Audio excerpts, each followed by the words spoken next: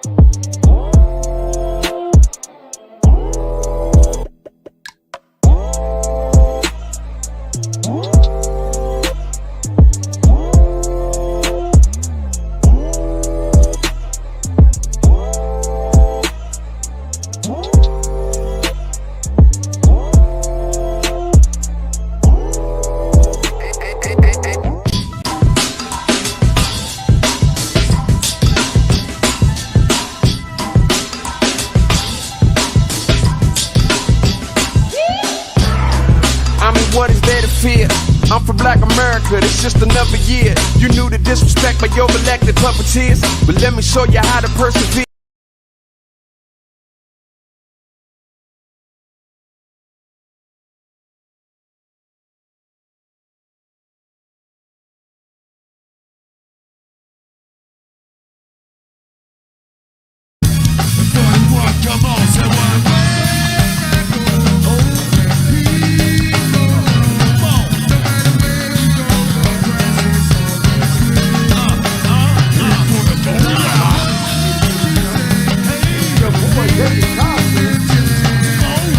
And together we are the Nitty Gritty. Yeah, look, isn't it nice to have Kat back on? Kat normally she be working so hard. She got so many different projects going on. She can't always make it with us, but we're talking relationships today. So Katrina jumped on the show. What's up, Katniss? I did jump on. How you doing, gorgeous? Looking good, girl. Thank Liking that you. green. Yeah, you know. That's right. Green is your favorite color, isn't it? It sure is. You know what I'm saying? Looking like you about to be a wife tonight. You know what I'm saying?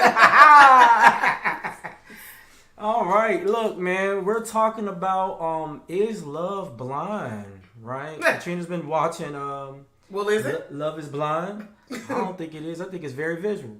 But I think it's definitely going to be seen. But we're going to talk about it in today's show. Before we get to that, y'all know what time it is. We got to pay some bills. All right? So let that register time.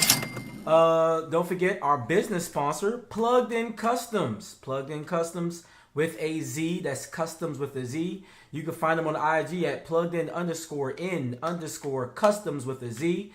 Give them a phone call. You're here in the area, 202-351-7348.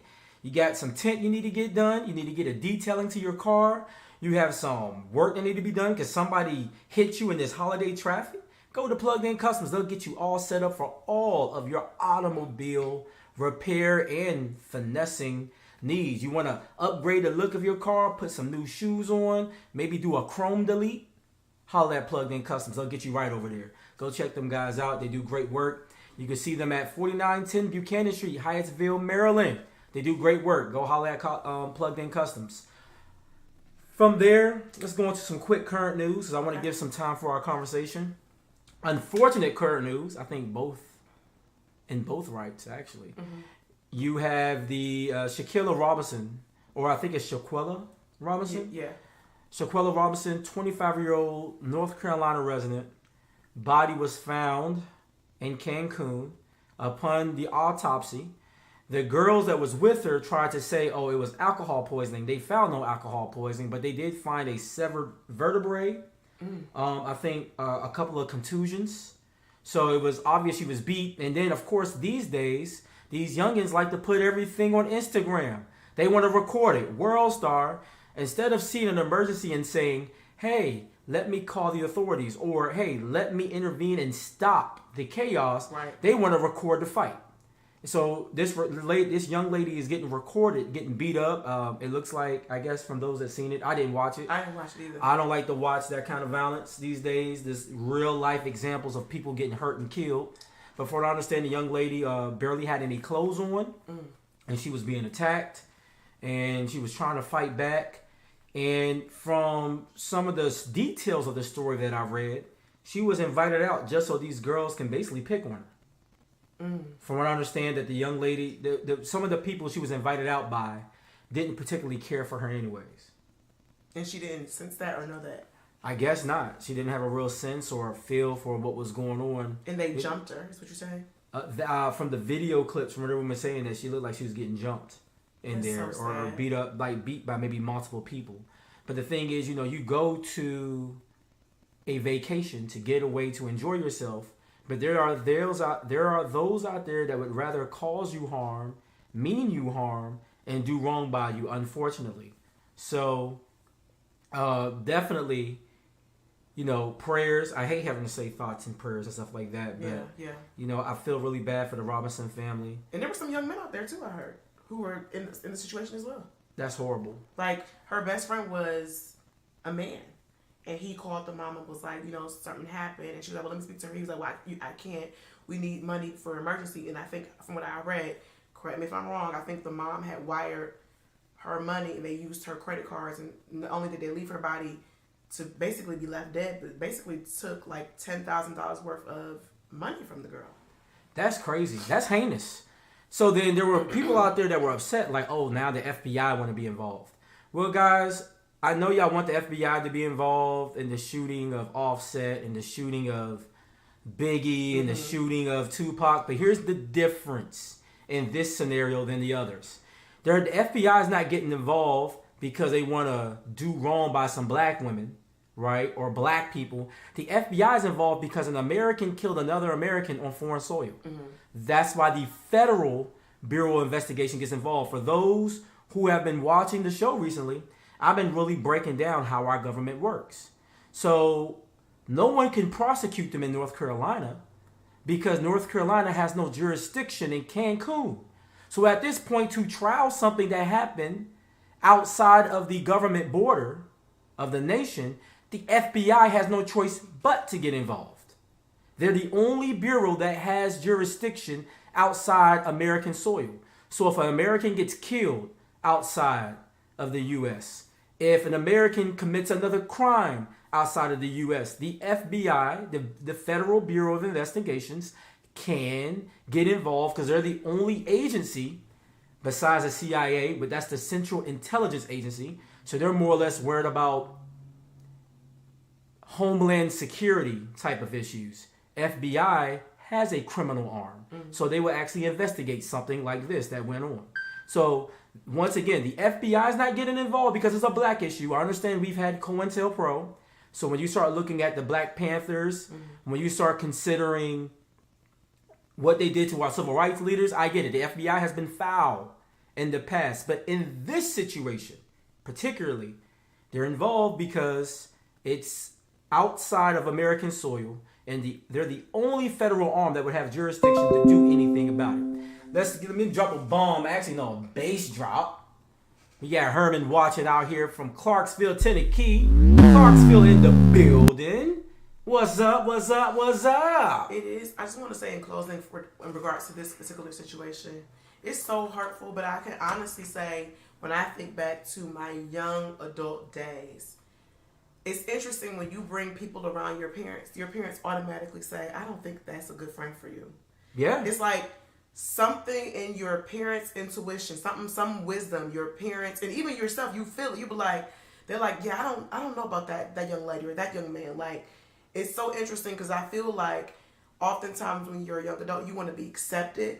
So naturally, if the cool kids who were picking on you at one point said, hey, well, we going to Cancun, come out.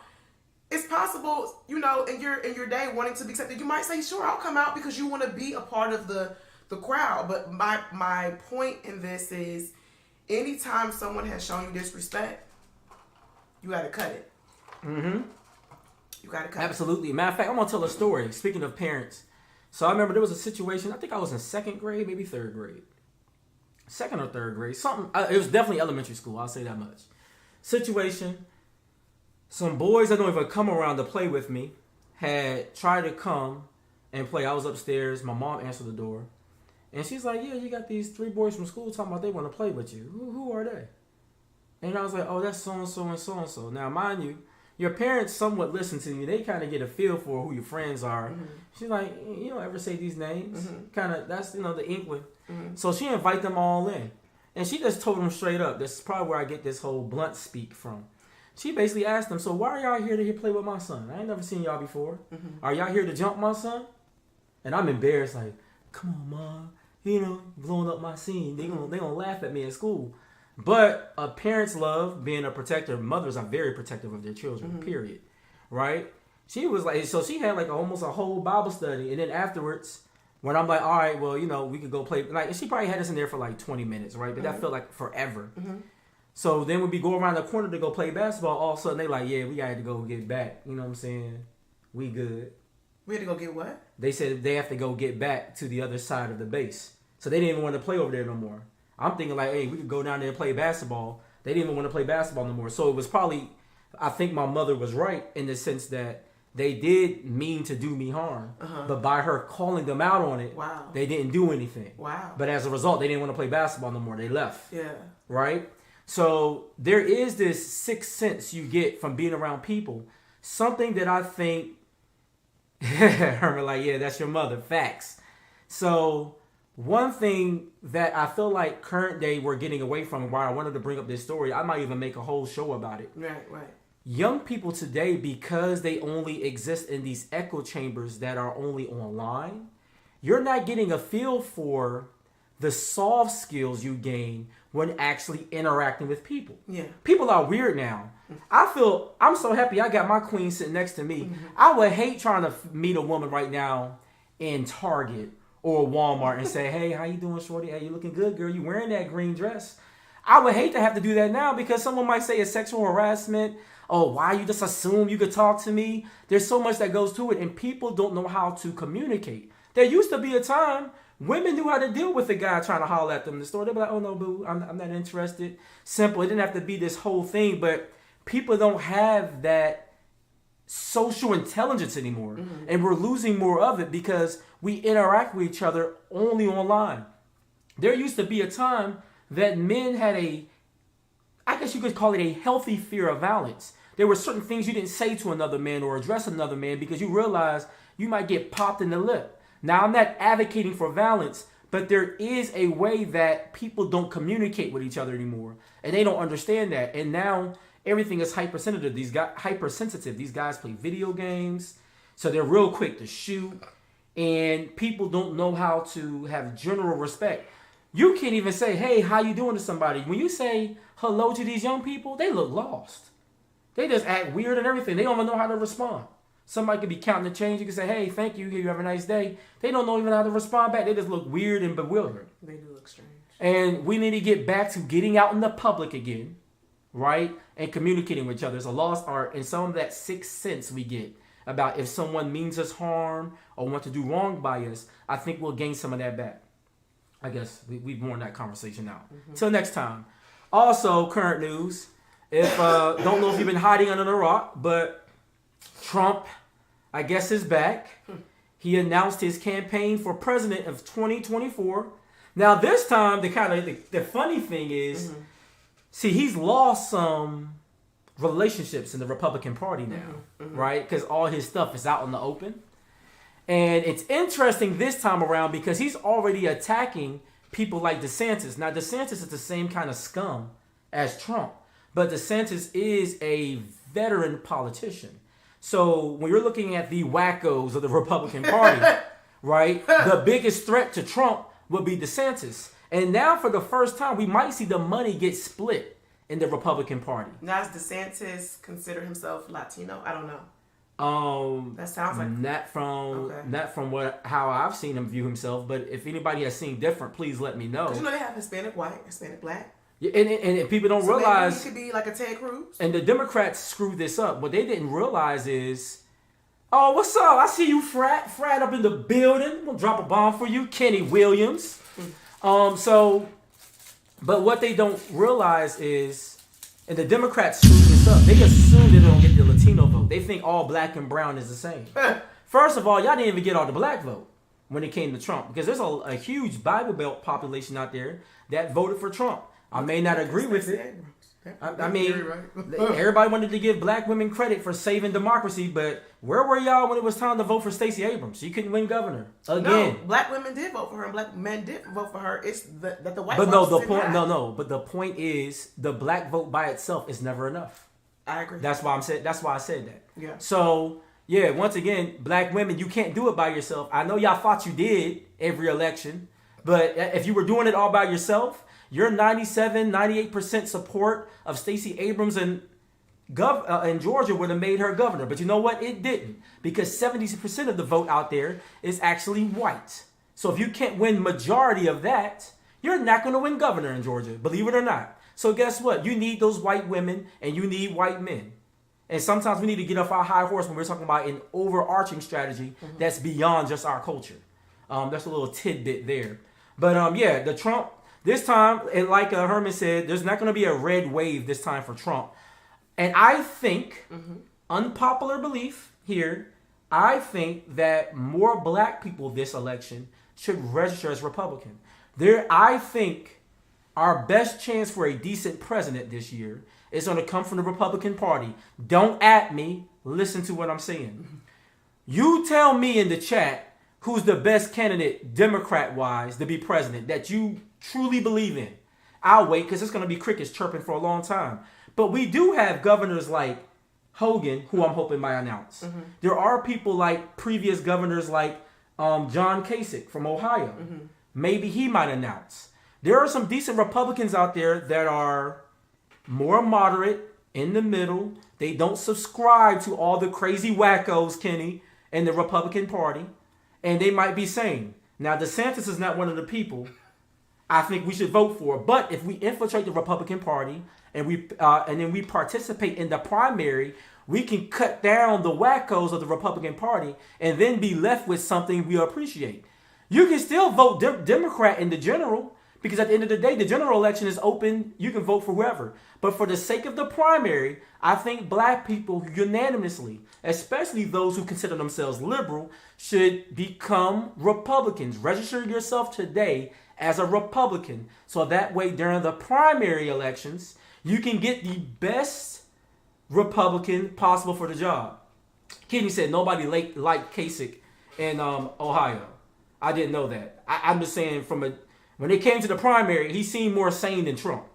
So if I had to deal with a governor that seemed to be someone I could work with and not, talk about let's go storm the Capitol on January 6th, I don't know if Kasich would have done that. But I mean, if you live in Ohio, you would know better than me. So I'm not gonna tell y'all, what's going on there. I definitely respect the opinion because Hogan was my governor.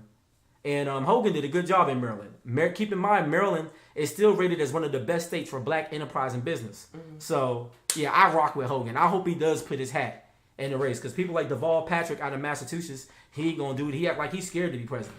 So, we'll see.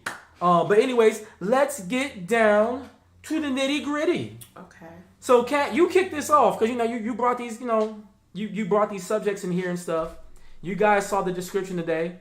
We're talking a little bit of Love is Blind and all that. So, Kat, kind of kick this off where we're going, and then we'll start with the first topic. But just kind of give the folks an idea of what we're doing today, and then we're going to kick it off. Okay, so the first topic is dating as a super Christian. I wanted to raise this topic because I feel like there are so many Christian women that I kind of encounter. They're like, I'm praying for my husband. I'm hoping that my husband will come.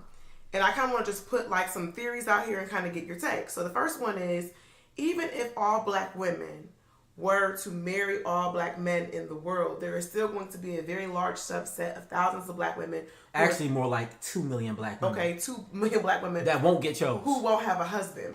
So I feel like you can't just pray and think that he's going to fall in your lap. You have to be willing to either date outside your race. And in today's culture, a lot of men, including Christian men, let's be honest, we nitty-gritty, they're having sex. Yeah. They're having people sex. Ain't saving it for marriage. Now I'll say this too on that. They're shacking up. When I was a young person, and for those that know, I've been married a few times. Unfortunately, I'm on celebrity status, but I had every intention when I was in high school. I was one of those kids running around, went to a Pentecostal church, was one of those on fire for God types, and I was saying, hey, look, I'm saving it for marriage. I remember my cousins clowning me and all that. Well, I had every intention. But then an older woman approached me when I was working at a call center, and it only took 2 weeks, and I fell short. I was no different than Samson and Delilah. You know what I'm saying? If she was after to cut my hair, she would have had all of it. She would have had all of it. You said she was experienced. But all she was like Canaan. Yeah, look, all she was after was my virginity, though. Believe it or not. So that's how that whole thing went down. But I had every intention. But the truth of the matter is, people gonna have sex. It's a whole... Sex is possibly a $1 trillion industry when you consider the illegal side of it. When you think of the advertising and marketing side of sex, sex is big. So I'm not saying if you are subscribing to Christian faith and you want to wait, because I do believe that there is a blessing in waiting and there's a blessing in abstinence. There is a certain level of discipline. But I'm saying you have to consider what you're up against. If brother so-and-so at the church is having sex, okay, he's busting it open, and he's considering marriage, he's test drove somebody else. And for him, that might be, I don't know about, Sister Chanel or Sister Susan, because she's Sister Mary Clarence over here. I don't know what that feels like. I know what Sharonda feel like. You got to consider it. And then we talk about not shacking up. Okay, Juan and I lived together before we got married. And thank God we did, because we were able to kind of work out some things. I'm saying that because if the path of abstinence and not shacking up was undoubtedly better, then wouldn't that indicate less divorce rates? Yeah, the divorce rate is actually higher in the Christian community than it is outside of it. Christians get divorced, whether we're talking about the whole scope of it, Protestant, Catholic, you name it. They get divorced at a rate around 55% of their marriages in the divorce. And these are folks who understand the power of God or Christian authority, and they're still getting divorced. So this is not us knocking the church, but this is us saying that obviously there's something in the tool belt that we're not giving our young married couples inside the church to better affirm them and sharpen them for the reality of marriage. I think that's safe to say. That and the reality of dating. Yeah, and so because a lot of older Christian couples, I feel like they don't tell the full truth. Yeah, and then I thought also too, the older generation lived under a little bit of grace because culture supported marriage, right? It supported love. The songs, you could go from the Whispers to the OJs, Marvin Gaye, Stevie Wonder. All of these beautiful songs that talked about a forever kind of love. Not a, I want to get together and grind you down type of love. Not the erotic, eros kind of love. But I'm talking about an agape. May I please touch your hand? And if you're pleased, may I please once again. Gentlemen kind of love. A very respectful kind of love. You get what I'm saying? We don't have that in the music now. We don't have shows saying, hey, it's all right if we struggle together, i.e. the Jeffersons, we're going to still be one unit and stay together. We don't have those examples of love permeating the subconscious of our culture.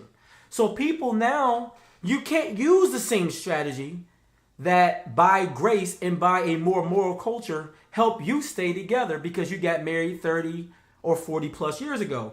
Congratulations if you're still married 30, 40 plus years, but let's understand if we want our young people to be better, we have to look at the grace that as how we got together may not be sufficient for someone getting married in 2022. Because in 2022, women ain't going to stay with you while you're going through this, while you're going through that, when you make a bad decision, right? These brothers, they want you to be well put together. Men these days don't want to be stepdads. See, I'm a benefactor of the fact that my mom and dad got married at a time when men didn't mind being a stepdad. Right. So Herman Altar didn't mind taking up the mantle and raising me. But you got to wonder, how would that look if this was 2021, 2022, 2023? Men ain't trying to be stepdaddies no more. So we have to arm our kids with, obviously, we want them to do right. Explain to them the true benefit of why it's good to stay a virgin. And we're not going to just talk about STDs and babies. Sometimes there's a thing of social character and your reputation. Let's have a real conversation, but let's start, glancing over the obvious things that God blessed these 30 and 40 year marriages with. A certain level of grace that these kids don't have today. Yeah, and what I want to say, just to clarify, I'm not saying go out here and bust it wide open. I'm not saying go out here and live and live with your boyfriend. I'm saying obviously use discernment and you do what you do. I'm saying, sis, you've got to go on some dates if you think you're going to find a husband. You got to date around. Vicky Hayter was on the show talking about it. Yeah, you can't just be sitting in the church and you don't have a dating profile. You're not out here stepping it out. And when you are stepping it out, you're wearing like skirts down to your ankles. Like, sis, come on. Like, give it a little zhuzh. Pucker up some lips. Give it a little something. You ain't got to be sexy, but give the men something to feel like, okay. I didn't know you had a little... My thing is, what's wrong with wearing, you ain't got to wear a skimpy dress, but what's wrong with wearing something that might show you got a little backside? Ain't nothing wrong with that, right? I mean, am I wrong? I don't know. I mean, there's a fine line with men as far as, so. Like, I think this is sexy. I'm not naked, but I'm still cute. I would say from a male perspective, right? We know there are women, and it's a mixture of things. It wasn't just how they were dressed. It was also how they carried themselves, how they spoke, how they dealt with other people. There were certain girls, even in college, you put them on a pedestal. You were like, yeah, I'm not even going to try to holler at Slim because she seems like marriage material. Right? And it wasn't, and they wore the cute dresses at the functions. They went to the club, but then also they wasn't there to the end of the night looking pissy drunk either. They would leave at a respectable hour. They would come in, do their little strolls, and then it was like, all right, getting kind of late. I rode with so-and-so. I'm rowing back with so-and-so. We're out of here. If a dude tried to get at him, they would just be like, no, sir, I'm not into it. They didn't have to cuss him out. It was just how they carried themselves all together. Men just had a way, like, they always talk about how women look at a guy and say, oh, within a few seconds they know they'll sleep with him or not. Men do the same thing. I believe it. What I'm trying to say is, because I don't want to belabor the point, is like, just because you're a Christian doesn't mean you can't flirt, or just because you're a Christian don't mean you can't go into Anthony, Hamilton. Is his last name Hamilton? Yeah, Anthony Hamilton concert or something. You know what I mean? Like PJ Morton. You don't want to be in a situation where you so holy.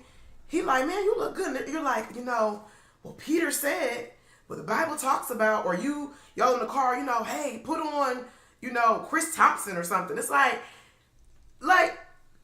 loosen up, like, actually date, like, yeah, have an experience, like, get into it. That's all I'm saying. Okay, so I want to move to the second topic, if you don't mind. Okay. So topic number 2 is Love is Blind season 3. So I finished it, and I honestly feel like Love is Blind is a complete disaster. I do not think the experiment is working anymore. I think that season 1, we got Cameron and Lauren, and it worked out. But in this situation, not so much. I don't want to go into the nitty gritty of all the characters and why. That's a separate conversation, and I might do a reaction. But it is on Netflix, right? If people want to watch it. Okay. I might do a reaction video. What I want to talk about is how perception becomes someone's reality. So in Love and Blind season 3, there's a girl named Zaynab and there's a guy named Cole, and they decided to pursue marriage together. And she was basically saying that this guy was body shaming her, making her have low self-esteem, making her have eating disorders. And she was telling all the other cast members this. And so they were like literally bullying Cole. So then it got to a point where she was like, and I wish you guys would run the cutie scene. So at the very end of Love is Blind season 3, they run this scene in which basically she's eating 2 tangerines, and he's like, "Oh, you're going to eat both of those?" And she was like, "Yeah, why? It's only one serving." He's like, "Well, I have dinner planned. Save your appetite." And then she's like, "Well, I only had a banana and 1 spoonful of peanut butter." And he was like, "Well, why didn't you eat?" And she's like, "Yeah." He's like, "Are like trying to figure out, like, are you not eating because you're trying to fit into your wedding dress?" Basically, you see that there was nothing in that conversation that which suggests that this man was trying to body shame her or monitor what she was eating. But she basically was telling the public that he basically questioned why she was eating 2 cuties. And why I wanted to have this conversation is because in relationships, how you perceive something can really determine the outcome of the success of the relationship. Mm-hmm.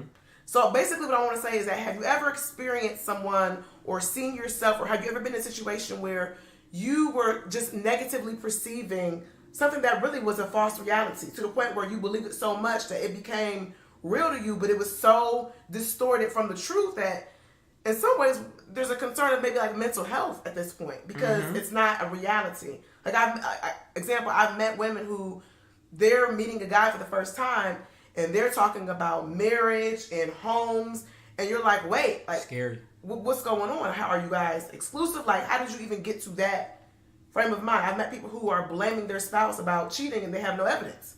Yeah, it's it's kind of like for those that might check out the lead attorney, he's pretty cool, but he makes some good points about his experience of dating. He lives in Atlanta, Georgia.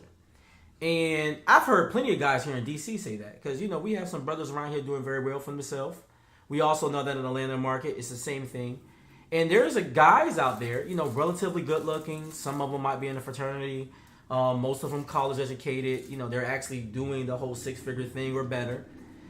And they say they go on these dates with these older women. And when I say older for dating, we're talking 35 plus, right? These are girls for whatever reason, because they put their career and education first. Maybe they just played the field too long. They're 35 plus, still not married. And now they're in the danger zone, right? And they're freaking out because it's like, oh my God, I want to have a baby, but now I'm worried about the quality of my eggs. And now they're like, I need to hurry up and get someone married. And these girls are like, it's one thing to state your intention, but then it becomes an interrogation where guys feel like, oh my God, like, it's like, I feel like you're interviewing my sperm more so than you're talking about pursuing a relationship with me. And I think what happens from the perception is they don't realize what they look like. And I think what happens with people is they get so caught up in themselves, so stuck in their own mindset of what they want, they're not considering, well, how do I appear to someone outside of me? Mm-hmm. And it looks crazy. And I think a lot of these folks have this issue of they're blaming everyone else for what they did wrong. You're mad at black men because you're not married, assuming we're talking about sisters. But then it's, well, how many good guys did you pass up in college or your 20s when you was getting all the sexual attention? So you always felt like, I have time, I can get somebody else, I can get an upgrade. And now you're looking at these lame guys and you're like, dang, so-and-so would have made a good husband. Oh man, he got married? Oh, he got 2 kids? Oh, he got this job? Oh, he a vice president of a bank? Oh, he in politics now? I would have loved to have him. But now you're by yourself and you're constantly getting passed up. But all of the you see things is from your lens. And it's a selfish way. And I think when you describe the story of this young lady and what she did, it's unfortunate because what happens is we have this mob mentality now. Yeah, they attack where people just hear one side, one possible jaded perception, and then they just assume that person's right. And now everybody can't stand this person. Now all women are saying, yeah, I guess black men just must be foul. They must be doing these black girls wrong. Oh, I guess this young man Cole sounds like a real pig chauvinist. But then when you start seeing the results of what happened, and this is what Kevin Samuels did when he was still alive, he started excavating what the real issues were in dating. And we started finding out, well, men have a whole bunch of issues, but they're not blameless just by themselves. Women, you have your fair share of what's going on. So you sit down and you get your talking to as well. Well, I have a question for you, and this goes for men. As a married man or a committed man, if a woman you're talking to obviously finds you attractive and you're talking to her, mm-hmm. and then she goes back and tells friends, oh yeah, he was interested in me, how would that make you feel? I know me, because those that know me, I don't flirt for anything except all this chocolate sitting next to me. So I would feel away, because it's like, what gave you that perception? I'm not into you. Especially, you know what I'm saying, if you're in proximity. You get what I'm saying? It's like, I would be pretty pissed. Okay. Because you can possibly ruin my reputation or put me in a position where people think it's possible that I'm a cheater. Because of your misperception. Yeah, it's same thing with women. Like, if I'm talking to a guy and it's very harmless, and then he go back and be like, yeah, Kat was giving me a whole bunch of sexual energy. I feel like she want me. Her husband must not be doing it right. That can ruin a relationship. And stuff like that I kind of forementioned it earlier. This is one of the reasons why I would tell my daughters. My oldest has actually heard it raw, just like this. This is one of the main reasons why you might want to keep your legs closed as a young lady. Because one of the worst things that happen on you on a college campus, it isn't getting pregnant early, and it isn't the STD. It's hooking up with the wrong guy or just being in the wrong position with the wrong dude. There's always going to be some lame bambo on campus. I ain't never had no booty. It's going to be some group of guys that seen him walking with you from the university center to the library. And they going to be like, oh, man, I saw you walking with so-and-so. Oh, what's that about? And then his lame behind going to say, yeah, And then they going to get to giggling. And he going to make it sound like he didn't got himself some draws. Knowing good and well, the only thing he been having sex with is his right hand. I'm sorry, a little blunt, but it's true. Oh, my. Okay? And what happens is, he jokes with a group of guys talking about, well, you know how it is, you see how that thing do. And then now some other lame dude goes around and say, or maybe he does sleep with you, the wrong guy. He describes the encounter. Some other Bama hears it, another lame dude. So then he takes your encounter, he makes it his own, and he tells his friends, yeah, I slept with so-and-so too. Yeah, it smell like this, it's this, it does this, oh, she do it like that. Now there's a narrative that's not even true. And now, all of a sudden, before you know it, by the time we get to the spring semester, if not before then, if not by homecoming, this young lady, they said she done slept with the basketball team, the football team, all the cues hit. And this is the danger of sometimes us being in the wrong place at the wrong time, or someone having ill intention about their interaction with you. And yes, ladies and men, if you assume somebody wants you, but they didn't declare that or say that to you, you have ill intention. I don't care if you're lying and saying you had sex with them, or I don't care if you're going around telling everybody, oh yeah, me and so-and-so could have, would have, should have got together. Unless that person explicitly told you, hey, I'm into you, and I want to have an affair with you, don't put words in that individual's mouth. Don't make up some narrative because you're trying to boost your own hurt ego. Because that's basically what's going on. And I've seen men and women do it. Women, shoot, we see women do it all the time with these celebrities. Yeah, I think so-and-so was trying to get at me or whatever. They take an innocent picture. And before you know it, an innocent picture like this, before you know it is, yeah, you know, I was with so-and-so. That's what happened with Amber Rose and Kanye. Amber Rose didn't know no better. Oh, okay. So all the rappers is like, getting up to him, and then celebrities do this little thing. I'm about to pitch y'all on game, y'all. Some of these guys are for real lames.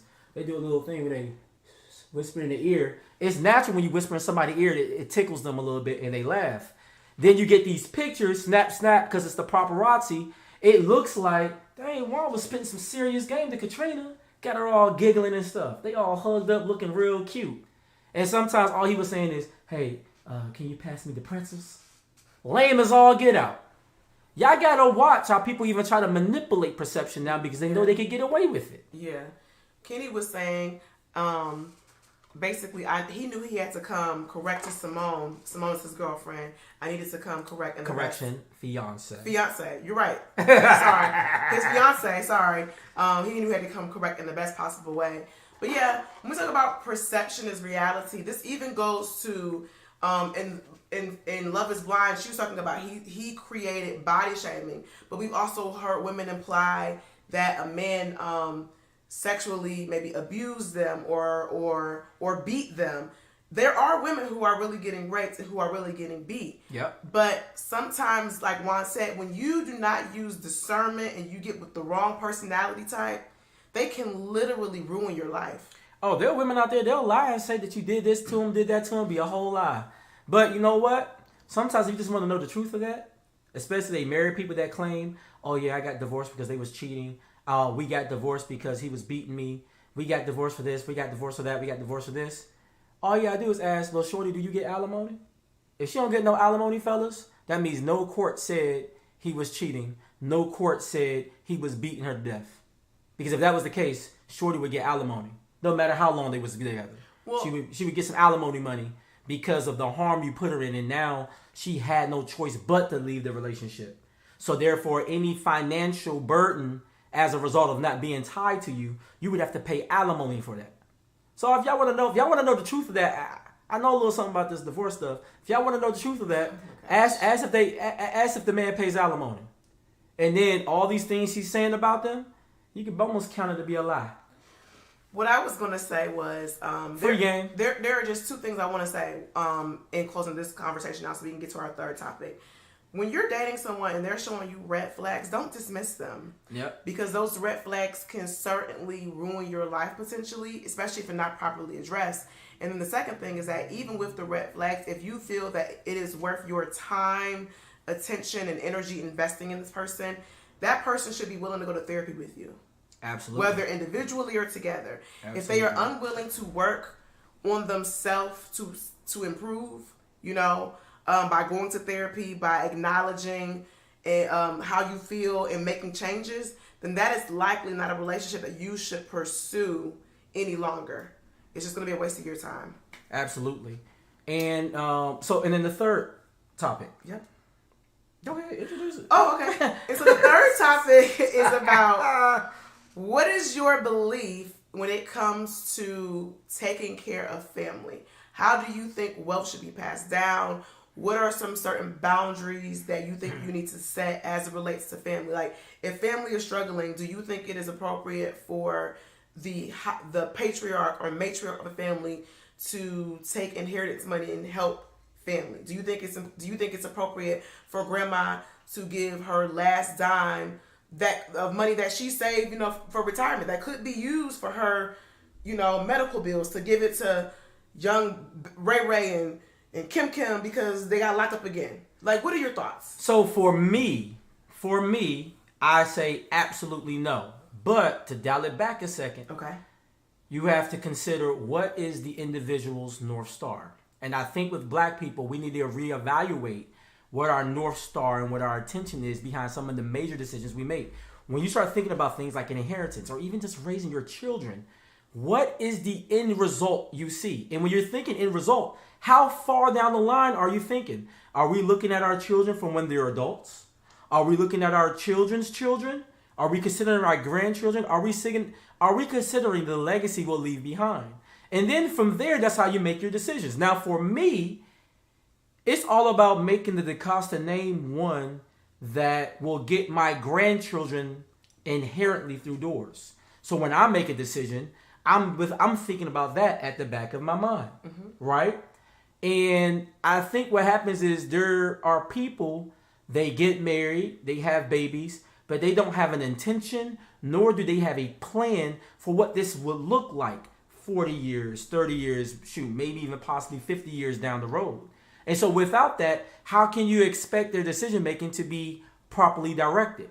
Now, if we were to model ourselves after the Bushes, the Rockefellers, the Vanderbilts, the Carnegie Mellon families, and how they've structured their wealth over multiple decades, some of them a few centuries, right? They were very intentional about how they laid their money out. So they knew they're looking for the most qualified person to take over said wealth. It's not about, oh, you're the oldest, so you get it automatically. It's not, oh, you're the light-skinned one, because we know we got colorism in some of these darn families, right? It was, no, you're most qualified because you have a house, you have a business, you pay your bills on time. Yeah. You are a good steward to the community. So therefore, if I leave my money to you, and also you inhabit the morals and guidelines that I took you to church to learn, and you display those in your character, I want to give the money to you. Because sometimes you may have 8 children that are doing well, but let's say 7 of them are selfish, but one of them is gracious, and one of them votes and do all those things that you wanted them to learn. Then obviously you give it to him or her because they're going to make sure that the other 7 are taken care of. Yeah. But if you give the money and the money mechanisms to them, then you know the rest of the family is good. That's what a lot of wealthy people do. Right. They look for that 1 child or 2 children that can literally pass on the family mantle and do right. But we have the distorted thing because our families are not right in the first place. Mm-hmm. There are women making the conscious effort to be single mothers because single motherhood is a choice. Unless that brother dies because you're married, first of all, you're married, right? The father dies out of his control, right? Then if you end up as a single mother, that's not single motherhood was a choice. That's called the unfortunate nature of, reality, and sometimes life happens to you. But we know most of the time, most of these women are not single mothers because the father's dead. They chose. If you let some Bama get you pregnant, if you have nothing good to say about the man who got you pregnant, that was a choice. You chose to let him shoot the club up and get you pregnant. So whether you have to divorce him afterwards or y'all can't be together, you knew this Bama was no good when you laid down with him. So why did you open up your legs to him? Okay? Well, I mean, things happen, Sometimes people can mask who they truly are for a very long time. Especially if you're dating long distance, there are things that could be hidden. Still a choice. Why would you give a baby to a man that you don't really know that well? You know him long distance. I think that goes back to setting the stage and the standard for generational wealth. So for my parents, they always made it very clear to my siblings and I, we do not want you guys having children out of wedlock. Mm-hmm. We just don't. To this day, my siblings and I are all in our 30s. We don't have any kids out of wedlock. That's not like a pat on the back for us, but that is a standard that my parents had set, and we've all and you guys actually executed it. And we executed because a lot of parents set the standard. and we honored it, right? But what I want to talk about when we come to generational wealth is in the Black community especially, and I don't know, this might happen in other communities as well. Why is it that when mom took care of me, now when mom is older, I have to take care of mom? Like, I have friends who feel, and there have been young men that Well, that's why I brought up the single motherhood. Yeah, and they're like, oh, I have to pay for my mom's rent. No, like, what do you mean? Or you got some of these moms, when the daughter marries maybe possibly a man that's wealthy, oh, why can't he just fly me out? Oh yeah. Like, why are you expecting your kids to finance your life? Yeah, Make it make sense. And I can tell you right now, when you're talking about building wealth, if that's what you desire, first of all, right? If you don't desire to build wealth from your family and all that, that's just not how you roll. Maybe it's too complex for you. Okay, that's fine. This ain't for you. But for those who desire to build wealth, you can't move wealth backwards. I mean, it can't go back a generation. It needs to go forward to next generations, right? And I think for those people out there who are in fortunate enough situations to understand how to make better incomes and better financial choices, sit your parents down and share that information with them, right? Help them take what incomes they do have coming in and tell them how they should invest it, where they should put it. So that way we can build a nest egg that don't have to take away from where the money is going forward. I think it's a selfish perception to say, I made this sacrifice, I made that sacrifice, you need to take care of me now. But to that person's benefit, sometimes people are not thinking wealth creation. They're thinking from a survival mode. Mm-hmm. And for us being exposed to something greater than survival, but actual living, we need to start teaching people in the Black community how to live, not just to survive. Yeah. Because it's going to make a difference on how we manage our money and how we manage our relationships, how we manage our time. So many things are connected to that. So we need to better execute what living looks like versus surviving. Yeah. Now, I will say this, because one of the examples you used was talking about paying your parents' rent. I don't mind doing it once or twice if they fall in hard times, but the expectation that we should pay for your rent is wild to me. No, that's wild. Well, I didn't mean to say that one. I'm talking about, it's kind of a new example. Okay. Because you'll have some parents that say they want their kids to pay rent. Now, here's the thing. Ideally, now we're talking wealth creation, people. Once again, we're talking wealth creation. Everybody should be able to manage their own finances. So therefore, if you have your children paying you rent, your younger adult children, caveat, that money shouldn't be used to help you survive. Ideally, that money should be used to put away and then you give it back to them so they can buy houses. I agree. I think if you're going to have young adults in your house paying rent, ideally, you should have an income enough to where you can take care of your basic living. So then, now, if you want them to put a little extra money towards groceries because they're eating there and all that, I mean, that's fair. You got to survive, right? But as far as the actual rent payment, $300, $500, $1,000, whatever you guys decide, ideally, if you're building wealth, that money should be set aside so you can give back to that young adult child, responsible young adult child. I'm talking about a specific kind of a child. That money should be given back to them so then they could go buy houses and things of that nature. Now, the reason why I put that little caveat on there, because I want to address some of these Negroes that make all these bad decisions.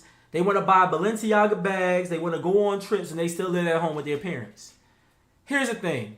I don't feel bad if your parents are just taking your money, because why are you still living at home at 30 plus years old? Especially, we're talking about, I'm going there, and if I make somebody upset, it's cool. You need your talking to today. If you're 30 plus years old, living at home and living your best life, right? Ain't going back and forth with these, right? You're one of those people, but then you don't want to give your parents no rent? Shame on you, because you're not building wealth. You're not at home getting your master's degree or becoming a PhD or building a business or saving up for a house. Every Black Friday, you buying a new TV. I got some cousins that do that, and if you're watching it today and you're upset at me, I could have called you out by name, but I didn't. So just take your talking to. I've seen all kind of people living with their parents, living off of grandma and granddad and auntie and uncle and mama and dad with no intention, or the government with no intention of bettering themselves. So for these people, I'm not speaking on your behalf because you're not building wealth. You're wasting money living the best life possible, one that you can't even afford, right? And then you got the nerve not to want to give your parents some rent money. You might as well because you ain't trying to move out. And I want to say something too. So let's just say, want to throw that out there. Let's just say, due to circumstances, things weren't ideal for you. You have a decision to make though. You can partner with somebody and say, you know what? Maybe you got with a guy, he had kids, you had kids, y'all come together and y'all say, we didn't do things right. But we want our kids to take the mantle of the knowledge that we've gained and go further than us. You have to use intentionality. And when I say intentionality, that means you're purposeful about the kind of music you listen to, who your kids are friends with, the neighborhood you're in. You're purposeful about when your kids turn a certain age, they understand the value of money. Because a lot of times mom and dad just buy stuff for kids and the kids don't understand. From the time that the kid can talk and they can count, you should be able to have experiences with them where you're giving them money and they have to pay for their own shoes or their own candy, and they understand that money just don't grow on trees. Yep. And then you're getting them credit cards at an early age and they're building credit. Like, I think you have to be very purposeful about generational wealth. And then one last thing I want to say I don't agree with, because then we're going to wrap up. I don't like when I hear young black adults say my credit was jacked up because my mom or my dad used my social security number. Why do we do that? Once again, it goes back to... Why do we do that? But once again, that goes back to what's the intention of when... I hear a lot of people saying, oh, I want to have kids. And then my first question is why? Why do you want kids? Okay. Because that's going to tell me a lot about the adults you're going to end up putting out into this world. See, if you want Oshkosh, B'gosh, Carter's, Baby Gap, want to get some of those expensive baby polo jackets, which, by the way, those Ralph Lauren polo jackets for babies, toddlers. $90. No, not $90. It was some of them $400. Was it $400? $400 for a 2T toddler coat. Oh. Miss me with that. I don't even have a $400 jacket. And I'm going to buy a toddler who would only be in it for a season. I don't have it either, but that would not be truthful. Yeah. You know what I mean? I was like, well, no, I got one. I got one coat that I splurged on last year. It was more than $400, but that's okay. I deserved it. But you grown. Yes, and I didn't buy it with my income. I bought it with my bonus. Yeah, you grown and you making some smart business decisions for yourself and all of that, so you deserve that coat, boo. You deserve it. But in the comments, because I know we're wrapping up, give us your thoughts on how generational wealth should be passed down. You know, my husband and I, we always talk. We're very intentional. We have a plan for our children. So when we see stories I already know what their careers are going to be.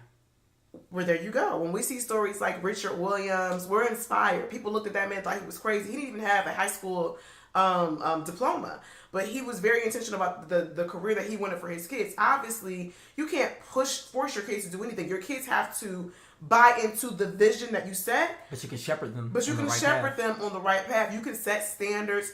You can be their goals, right? And then from there, your kids should be able to surpass you. Like, I hear sometimes some of my circle girls, they have situations where their mom, who may have been single mom, she gets jealous because maybe, you know, the daughter has married and she's got more degrees and more experiences, and the mom almost feels like revengeful or jealous because she's like, well, I gave up my life for you and you out here just living your best life. But that's what you want for your kids. You want your kids to be better. To be better than you. Like, I love that my mom and dad, what I can't say about my mom and dad, they're not perfect, but I can honestly say my parents genuinely are happy at the accomplishments of my siblings and I. Like, they genuinely get excited. Like, they always like, man, you made more than I made at that age. Like, I'm really, really proud of you. And that lets me know that I obviously must be doing something right, that I'm continuing to move that mark. That should be your goal. And anybody, all these moochers in the family, y'all gotta stop. Y'all grown. Mm-hmm. Grown folks need to be talking to. That's what I said. What I said. Y'all grown. Y'all gotta stop. Why you over there borrowing $5 off, and you know grandma and them and big mama barely got money to keep the roof, gotta fix the income. lights on. Man, no, some selfish individuals out there though. They know who they are. Point them out. Guess what though? When grandma and granddad ain't here no more, and y'all looking for the next generation to take care of you, don't look this way. Don't look this way. And then one more final point, because I know we're wrapping up. It's ridiculous that y'all got so much name brand, but you can't afford to bury yourself. Doing a GoFundMe for somebody who had 2 pair of Balenciaga jeans and tennis shoes And Jordans. By the way, they sell caskets at Costco and they look really nice. Don't knock it. I'm just saying. You better do what you can afford. Life insurance policies, saving, all that stuff. So, yeah, that's that. That's the wrap up of the show. Yeah, and thank you guys for tuning in. It was good to have Katniss back on the show. And she be with us in spirit, but it's nice having her here. All of this. Whoa, man. You know what I'm saying? All of this. Gonna be a wife tonight. So anyways, let's go forward with the show. Do some kick shout outs. Don't forget, we're on Twitch. TNGS _ Mr. L7. That's MR, the letter L, the number 7, EVEN. Little play on words and numbers there. You're on Twitch. Well, I mean, your skill set's on Twitch. I'm not on Twitch. Well, Mr. L7 on Twitch. Then also, we've been doing these sports. I said I was going to do it all season long. So I want to shout out to the HTTC Washington Commanders beat the Texans today, 23-10. We're now 6-5. And yes, there was this other team in the NFC East that was undefeated until they saw us. And we commanded respect. So now the Eagles are only 9-1. I mean, they're still the best team in the division, but y'all ain't perfect no more because y'all ran up on a real one. And we let y'all know what was up. So? Yeah, they ran up on some real ones, and we let them know what was up. Shout out to the Cleveland Browns. Unfortunately, they did lose today to the Buffalo Bills, but they're 3-7. At least y'all not 0-16. We seen it before, jeez. Right? 3-7, is better than being 0-16, right? And I think y'all just got a few pieces away because even the games y'all lose, it's not like y'all getting y'all butt whooped. You know what I'm saying? Yeah, I'm roasting Nate. I don't know why Nate an Eagles fan. You know what I'm saying? Like, come on, man. You're supposed to be HTTC as well. Mm-hmm. And then shout out to Omega Sci-Fi and also shout out to Sigma Gamma Rho. They both just had their Founders Days pass in the last week. Actually, this is their centennial. They just hit 100 years. So shout out. Welcome to the club. Welcome to Centennial Club. Yeah. Y'all there. You made it. You made it with us. IOTA, we just got half a decade and you'll get there soon enough. So we'll just patiently wait. All right, and then we got some birthday shout-outs. Actually, before I do my birthday shout-out to my man Paul, who did this on the Nitty Gritty Show live. I'm going to play it real quick. The little happy birthday song here. And I think I got the volume just happy birthday to you. Happy birthday to the twins, Kyle. Happy birthday. Shout out to my cousin to you. Shout out to my other happy cousin, birthday. Pamela Strickland. Shout out to another cousin, Yvette Mayo. Happy Shout out to birthday. cousin, Beverly. Happy birthday to Hawkins, but we're not going to be here next weekend because it's you. Man, do that. Shout him out in advance, right? Also, want to shout out my homie Wesley Berry. Want to shout out Sarah Brooks. Want to shout out the homie Nikki DaCosta. Want to say a special shout out to an up-and-coming mother, Chanel Travers. Shout out to another cousin. Almost forgot this one in the cousin group, James White. Another cousin, Mike Ross. Want to shout out to the homie Shamari Williams. Also want to shout out Pastor Shalita Fumby. But last and definitely not least, we got to shout out Mama them. Jennifer Hawkins, yes. Birthday coming up this week. And then also your uncle, Scott. Yes. Birthday. And Antoinette. And Antoinette Richardson. So yeah, we want to shout out a lot of birthdays. And Terrell, you didn't say Terrell. I said Terrell. I thought you went over him. No, I didn't. I said Terrell. Okay. I said Terrell. Girl, you know what I'm saying? I remember you went. No. I skipped, but I shouted out Terrell. Okay. I got him. I trust me, I be getting it together. And then we like to do Black Love around her. On the Nitty Gritty Show. I only got one. Unless you know of some other anniversaries, shout them out. We'll shout these people out for you. You can click the show and share with them. That's why you should always share the show because we're always giving people love. So shout out to Barry and Tawana Lamar. 10 years married. Ain't that grand? So that's why I'm playing a little bit of My Cherry Award. I love that song. Those that know me know. So, wanted to say happy birthday, give those shout outs. And don't forget, there is no show this coming Sunday. We're going to be away for Thanksgiving, so no show, but we will be back that first week of December. And we might have a guest on that show. Yeah. If the schedule works out for that individual, we'll have a guest. So once again, thank you guys for watching. We appreciate it. We love all the comments. Shout out to, we had Kenny. We had Florida in the building. I think we had Ohio in the building. Tequila, we had Herman. Yeah, you know what I'm saying? Like, yeah, you know, thank you guys for tuning in. We appreciate it. Yeah, and listen, I'm your boy Jay DaCosta. I'm your girl Katniss. And together we are the Nitty Gritty. We out, y'all.